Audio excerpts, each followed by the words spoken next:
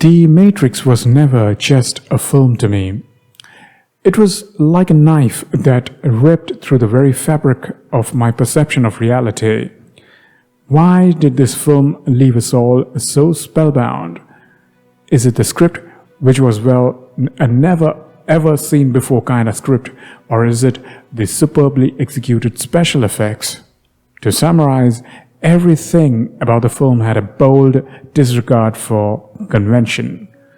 The Wachowskis say that they have put everything they knew, every idea they have known, and compressed it into this film. I agree. It has been more than 2 decades since we first saw this unparalleled and trailblazing movie for the first time. So what's new? Well, it's official that the production of Matrix 4, which was initially delayed due to the COVID pandemic, has now finally resumed as of last month, that is August 2020, and we might actually get to see Matrix 4 by early 2022. The Matrix appeals differently to different people. There is a bit of something to munch upon for every mature viewer. The Matrix franchise, when it broke upon the scene, spawned many blogs and websites like whatisthematrix.com, comics and games like Enter the Matrix and Max Payne. But let's rewind a bit to the nostalgic original masterpiece that started it all, The Matrix. The Matrix doesn't really preach religion. However, at the same time, it does draw a lot from various religious themes using clever symbolisms throughout the movie series. It especially draws heavily from the Christian doctrine. We'll get to that in a moment. Alright, coming to a few scenes that made The Matrix what it is. That is truly iconic. The bullet dot scene of Neo set a high benchmark for all action films to look up to. But since it doesn't really carry a deeper meaning, it cannot be qualified as an iconic scene. However, it remains a trailblazer of action sequences. Next, we move on to the pill scene or the choice scene. This is a very high impact scene. The cynical Neo has to summon up all the trust that he has to make the choice by trusting Morpheus's words, whom he is seeing for the very first time, and choose the red pill over the blue pill. Just like the gospel of Christ emphasizes on 2 paths, one that leads to salvation, the other that leads to damnation. The choice is entirely left to you. Let's move on. The second scene, which is quite literally iconic, is the hardline scene. Now, what is the hardline scene? This happens when Neo returns to the Matrix for the very first time after his training to meet the Oracle. This is a simply classic scene. The ancient-looking hardlines where the portals, the free humans like Morpheus and Neo, could travel to and forth from the Matrix unintercepted, unlike cell phones. Another thing about hardlines, they had to be prepared or rigged by the operator. You couldn't just use any hardline. Without them, none of the free humans could survive, because when an agent latches onto you, you have a very small window before you're caught or killed. The only way out, of course, would be to exit using these designated hardlines. The beauty of The Matrix is the ability of the film to inspire manifold theories based in apparently but not necessarily in religion. It has mostly to do with liberating the mind from its existentialism shackles. At the same time, we cannot totally disconnect The Matrix from the Christian doctrine either. It's just too tightly coupled, and we shall soon see how. I feel The Matrix preaches a religion of its own, which is a trinity of choice, causality, and purpose. In fact, we have a long sermon on purpose preached by Agent Smith in Matrix Reloaded, loved by all. Neo himself is a proponent of choice or free will. The brief but interesting sermon on causality is done by the Merovingian in Matrix Reloaded. Like everything else, the inspiration behind The Matrix could be something hiding in broad daylight. To understand this, we have to inspect the history lesson given to Neo by Morpheus after he was just rescued. Neo, by the way, means new, or freedom from something old and enslaving. Now let's look at the parallels between Jesus and Neo, for this is something that cannot be ignored. Like Jesus says, "Behold, I make all things new." The Wachowskis saw fit to name their character Neo or Neo. And as most of the Matrix fans know, the name Anderson stands for the term Son of Man, again pointing to Jesus. After Neo is freed, Morpheus tells Neo a story of a man who freed the first of the free. So he told him that in the beginning there was a man who could recreate the Matrix as he saw fit. Let's call him the first Neo. So the first Neo could somehow control the physical laws of the Matrix as he wanted, suppress the Matrix somehow.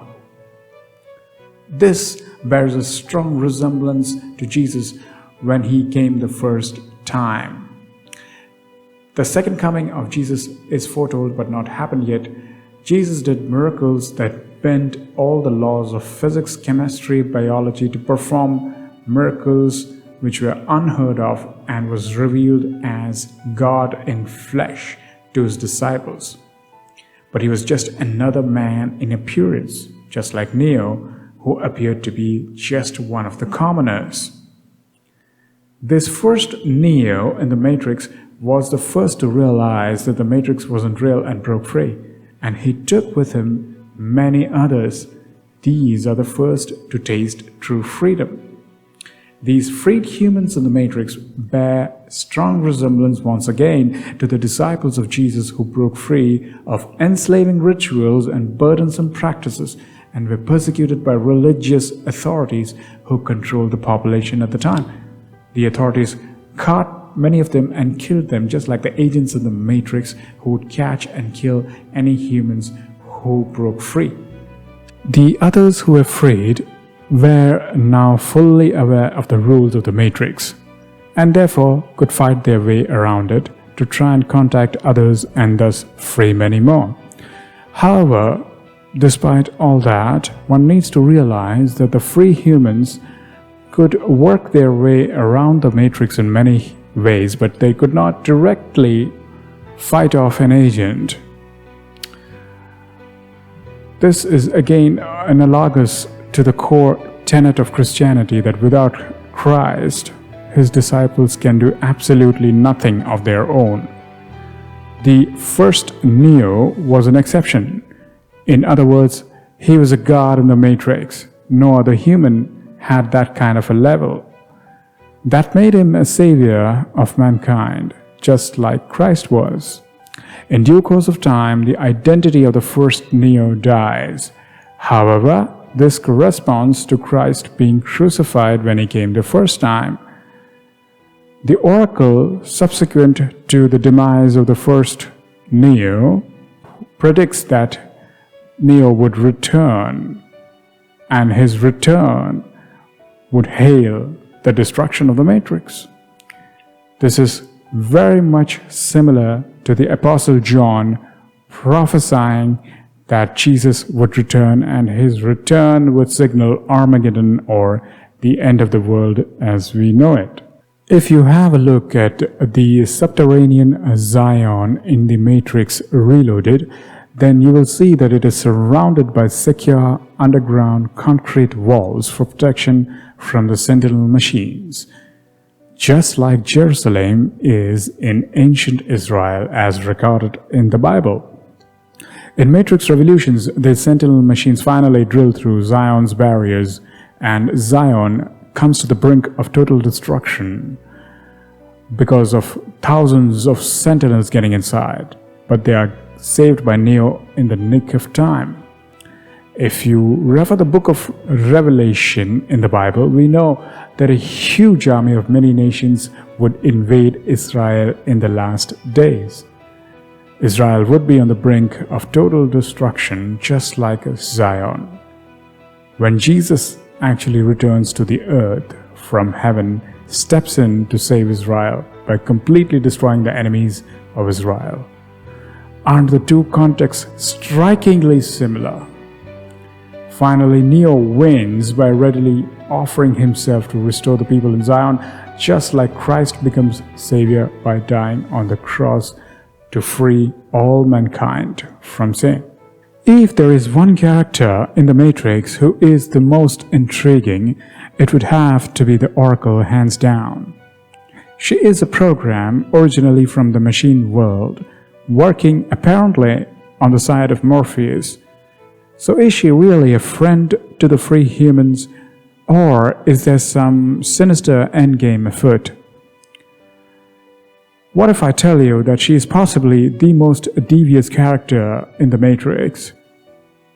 She is a program from the machine world, as we already know, but somehow she now enjoys the confidence of rebels like Morpheus, who depend on her for guidance in the war, which threatens to destroy Zion. Seems rather ironic. Let's find out how this could have happened. The architect explains that his first Matrix and the one after that were failures. People would reject the program and keep waking up from the virtual world. It was at this point that the Oracle, who was originally made to study the human psyche, stumbled upon a solution. That humans always needed to have a choice, which would then give them the illusion of freedom in the Matrix. So the Matrix was redesigned at a fundamental level to include this illusionary attribute of the privilege of choice for the humans. And hence, this would lead to the systemic anomaly that the one could exercise and manipulate the Matrix using choice. Even so, barring Neo, the current version of the Matrix still worked very well for the rest of the humans who accepted the program. And so the architect had already planned for this recurring eventuality of the one, which was sort of inevitable, and he, along with the Oracle, developed a fail-safe strategy to seek out the one in each version of the Matrix, lead him to the source without him causing much disruption in the Matrix. The Oracle even recruited the free humans like Morpheus to aid them in the search by making them believe that the one would save Zion and end the war, which is of course a blatant lie. Once the one was found, in each subsequent meeting, the Oracle would coach him to make a choice that, unknown to Neo, would bring him one step closer to the meeting with the architect. But at the same time, making Neo think that he was always in control. The power of choice. Lastly, the illusion of choice was appropriately debunked by the Merovingian, who said a choice is an illusion created by those with power and those without. Just think about this. Would just about anyone else apart from Neo make the same choices in life as Neo did and accomplish what Neo did? Of course not. Even Morpheus couldn't. This proves the Merovingian's statement to be true. There was no choice. And this brings us to the end of this alternative take on the Matrix. Please let me know what you think in the comment section below. See you later. Until next time.